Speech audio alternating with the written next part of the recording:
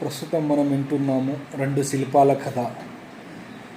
మొదటి శిల్పం రెండో శిల్పంతో ఇలా అంటుంది: నిన్నెందుకు గుడిలో పూజిస్తున్నారు, నన్నెందుకు బయట మెట్ల దగ్గర తొక్కుతున్నారు అని సమాధానం అడిగింది.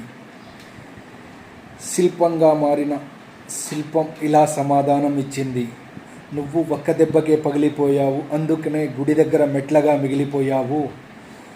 నేను ఏళ్ళ దెబ్బల్ని తట్టుకున్నాను, అందుకే శిలగా మారాను.